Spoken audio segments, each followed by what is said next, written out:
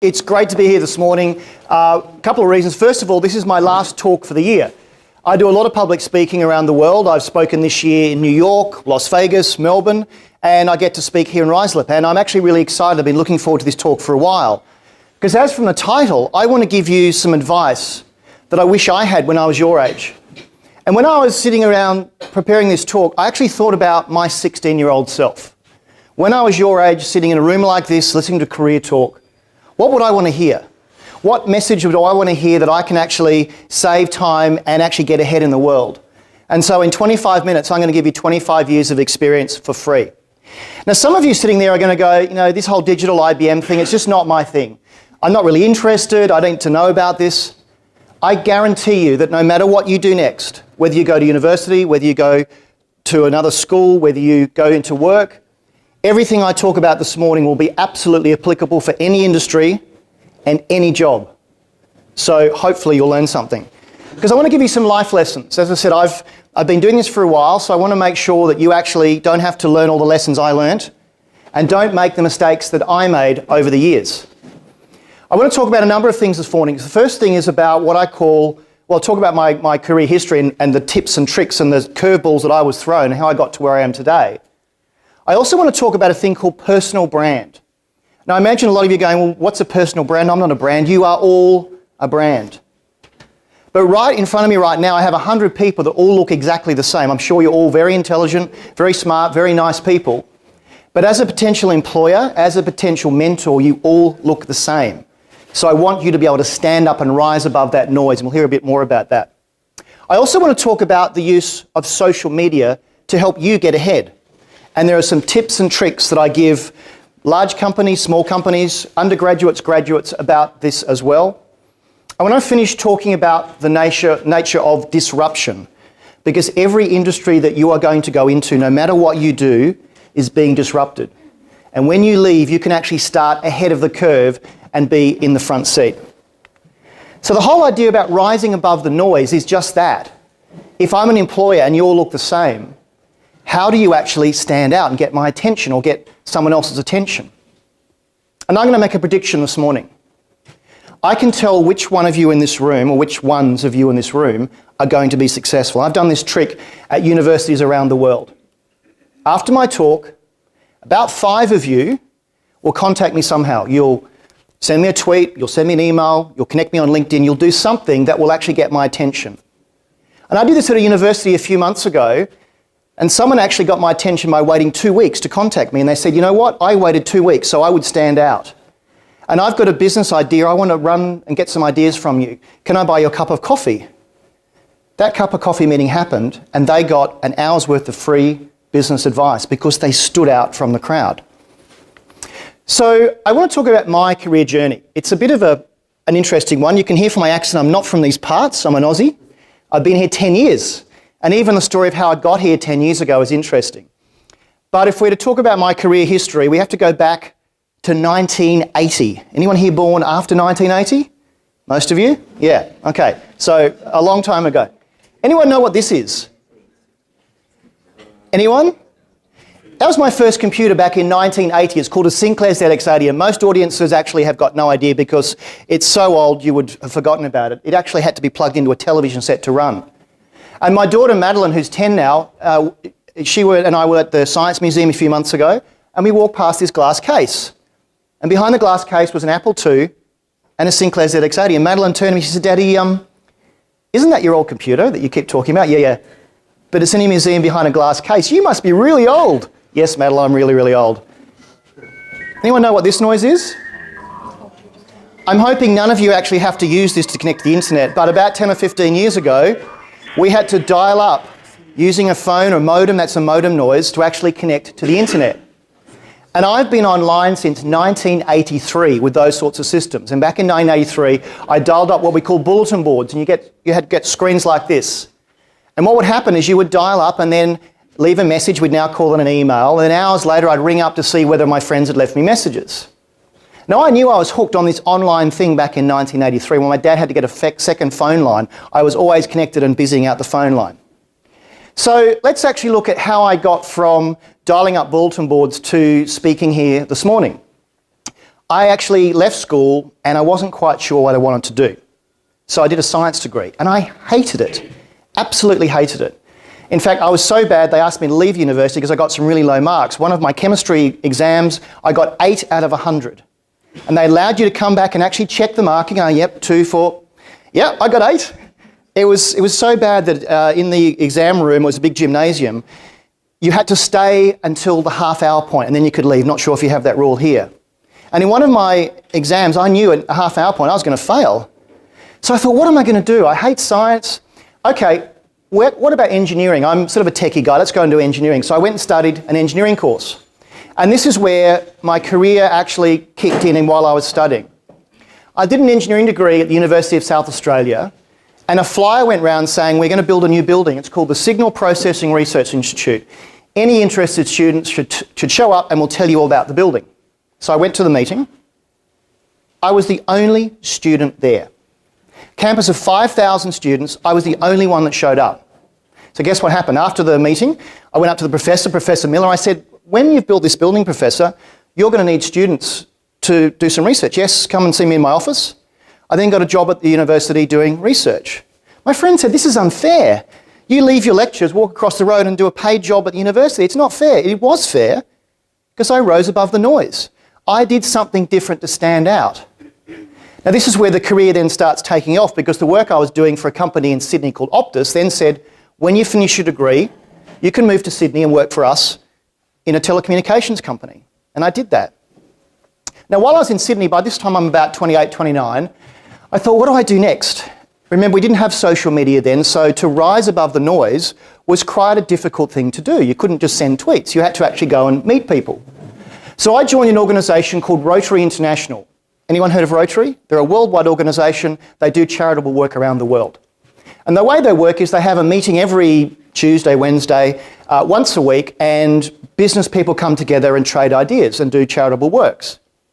So I joined as a 29-year-old. The average age of this club was about 59. So again, I stood out. I was very much the obvious one out. But it meant at 29 years of age, I got to meet 39, 49, 59-year-old people that were CEOs, managing directors, and they became my friends. And then what happened was the president of our club at the time, a man called Bill Chillingworth, said, we need someone to lead a joint venture. We're putting together all of our commercial property and we're putting them on a website called Property Look. So I became the CEO of a company called Property Look. At 31, I'm the CEO of an online property company. That's not bad. Let's fast forward a few years because after this company, I then worked for 6 different startups in 12 years. So very much a startup background before I joined IBM. And one of those startups, I was in Seattle and I was flying down to San Francisco. Now, who here uses Twitter? Almost no one. I expected that, and you'll understand a bit later on why over the holidays you're going to sign up to Twitter. Because a thing called social serendipity happened to me. You might ask, what is social serendipity? It's about being at the right place, at the right time, and saying the right thing. And on the 15th of January 2011, I sent one tweet that changed my career. And that tweet simply said, arrive San Francisco. When I travel, wherever I go, I tweet where I am because you never quite know what's going to happen next. What happened next was another Australian who I'd never met saw my tweet, said, let's catch up. We had lunch in Fisherman's Wharf. He introduced me to the CEO of a company called Cred. And for 2 years, I was the CEO of a company that looked at online influence. Now, 18 months into that role, this company called IBM came knocking and said, we'd love you to come and join our organisation. So one tweet got me a job at IBM. So up until this point, I was doing all this manually, and now I've got social media that allows me to put my message and my profile out there. So I want to give you some tips on how you can use social media to get noticed. Because like I said, I'm a potential employer, you all look the same. How does 1 or 2 or 10 of you pop up and appear different like I could using social media? There are a couple of social networks, and one of them is Twitter, that I think no one uses. Anyone here use LinkedIn? No. Okay.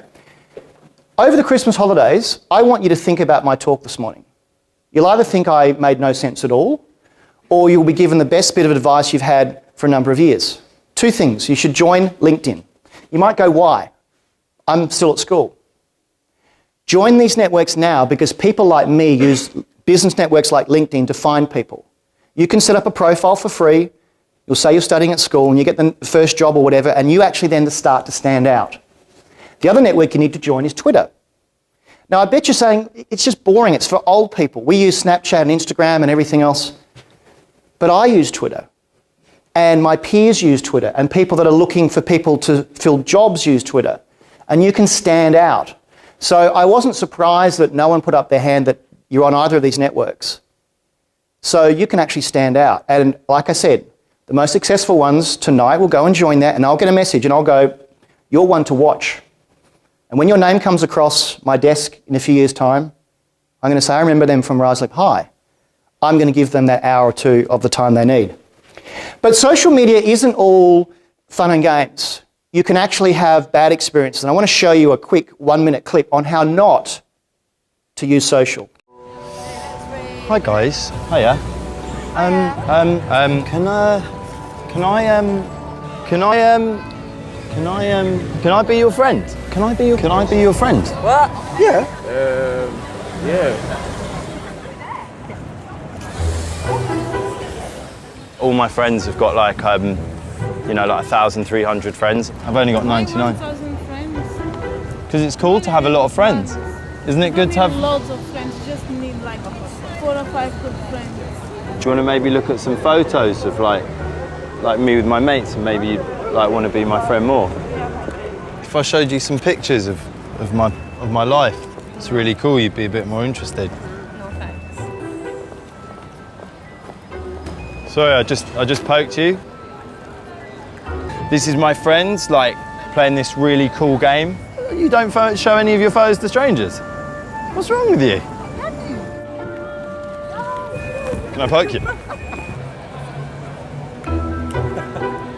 So I found that clip about 3 years ago, and I've actually played that at every single one of my presentations. So I've probably shown that to about 20,000 people at about 200 events around the world in the last 3 years. And they all laugh at exactly the same point. It doesn't matter whether they're at high school or they're in a company or in a university, they realise that's the wrong way to do it. In fact, some companies, they come to me after saying, can I have a clip of that to show my boss what not to do? Because lots of brands are doing silly things like that. But that clip actually has an interesting twist. I presented this October last year at an event, and then that weekend I got a tweet from the guy in the clip, Joylan, and he said, I hear you use a video of me every time you speak, can I be your friend? So we're going to be friends. I want to talk now about your own brand you. And I'm sure none of you have thought about yourselves as a brand. In fact, I didn't think about myself as a brand either. But I worked out that if I can actually package myself up into something that's saleable and people understand what I do and what's different about me, I can actually get ahead in my career and rise above that noise. So over the Christmas holidays, I want you to think about what's unique about me? What's different about me that I can actually use to stand out so that when university application happens or a job application happens, someone is going to say, wow, that's a bit different. I actually want to investigate and build some time there. Because you've got to build a brand. I landed here in London in 2006 knowing almost no one. Now I get asked to speak at schools, I get asked to speak around the world because people know who I am. There's a fine line though between having a personal brand and being an idiot. And you've got to be really careful that you're not seen as arrogant, but actually you're going to give some value by having that brand. And often there's a saying that's not what you know, it's who you know. Well, I think you can go one step further. It's not what you know, it's not who you know, it's who knows what you know. So again, what are you known for? If I'm a potential employer and I want someone to do something in the digital space, what are you actually known for? And has someone been able to say, yeah, Andrew's really good at that, you should get him. Now I want to give you some tips about how you can actually build this brand. Who here has a blog? So, okay, some more school holiday work. I'm really going to build you guys up, but in a year's time, you're going to be thanking me. Start a blog. I started a blog back in 2000 before we called it blogging, and many of the reasons why I get to speak, and I know one of the reasons I got my job at IBM was because people could see what I stood for, what my thinking was. And I get asked to speak and I get clients that Google me and they go, oh, Andrew knows about that, we'll get him in to talk. You can actually start a blog for free. Go to WordPress. WordPress is the world's largest blogging platform, and for absolutely no money whatsoever, you can have a blog tonight. You might go, what am I going to blog about? What's your passion? Sport, art, craft, photography? What is it that really excites you and you can tell the world about? and you can tell them for free. And once you're on this platform, then people can find you. And what I also advise people is put your name into that brand. At the moment, the people getting the promotion are WordPress. But what about if you got a domain that was actually your name? I bought andrewgrill.com back in 1999.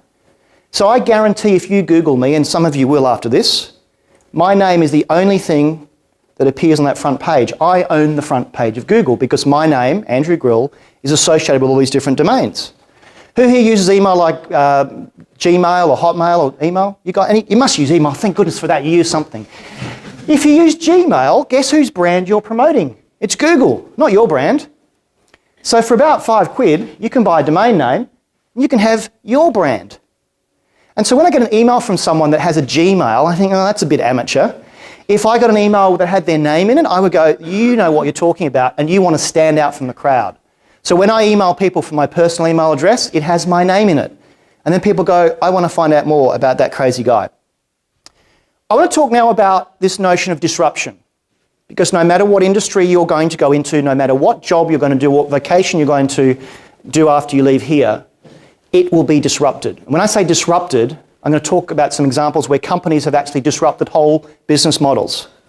And the whole industries are being disrupted. There's a great survey that Deloitte did a few years ago where they actually looked at how long it was going to take before industries were disrupted and the impact it would have. And they call this a short fuse big bang. What's going to happen very quickly and be very impactful. So retail, ICT and media, finance, professional services, about 50% of any vocation you might go into is already being disrupted. And disruption is everywhere. Who here uses WhatsApp? Anyone know how many WhatsApps are sent a day? Try 64 billion. Every day from one app on one platform. Now, if we compare the old way of doing it, SMS, only 20 billion a day globally. So if you're a telecommunications company, you're going, we've just had a whole lot of money ripped out from us because people are now using free services like WhatsApp and they're not using our own services. I'm going to ask you a few quizzes. Remember, the lollies are up for grabs. What's the world's largest taxi company that owns no vehicles? Uber. Everyone knows about Uber? Now, Uber's used a lot in my industry as an example of disruption, but what actually happened was Uber had to disrupt themselves. They started life years ago as a limo sharing app. They realised that not a lot of people want to share limos, so they had to actually pivot. They had to change their whole idea to be an app where people could actually take you from A to B in their taxi. And what's happening now is Uber Eats is now eating into the delivery market. So Deliveroo and all those others are being disrupted by Uber. World's largest accommodation provider owns no real estate. Who do you think that might be? Airbnb. Heard of them? Airbnb started life renting out homes that had an air mattress, thus the name. Their whole idea was there've got to be all these people with a blow-up mattress. We can actually rent out space to those people. Now what they do is they rent out castles. They've disrupted so many industries that here in the UK, the government is saying, we're going to change the law so you can't rent out a place for more than 30 days. Because what's happening is people are going, I can rent out an Airbnb 4 or 5 times a month and get more money than monthly rental. What happens? The rental market goes away and it gets harder for people to then rent properties. So they are disrupting everything, even here in the UK. And finally, world's largest media producer owns no movie theatres, that is Netflix. Netflix started as a company that mailed you a DVD and you then had to mail it back. Pretty crazy. What happens now is you can actually watch Netflix online and they are now spending upwards of $100 million producing their own content. So I want you guys to stay ahead. I want you, when you leave here, whatever you do next, to actually be on the front foot. And there was another survey by a company called Korn Ferry, they're big recruiters. And this is one of my tenets, that to get digital, you need to be digital. And what Korn Ferry said in their report was that there are 2 types of people in a company. Going digital, people like me, that have been around for a while and know how to navigate a system. And then there's you guys that are born digital. You start from the front foot because employers are craving to have people that are absolutely digital with everything that they do. And companies like IBM have a whole band of millennials that actually advise them on what they should be doing with new products and services. So I want to leave you with my top tips. First of all, you need to look at how you can rise above this noise. How can you stand out using social, using a blog, being able to communicate? You need to use social to get noticed.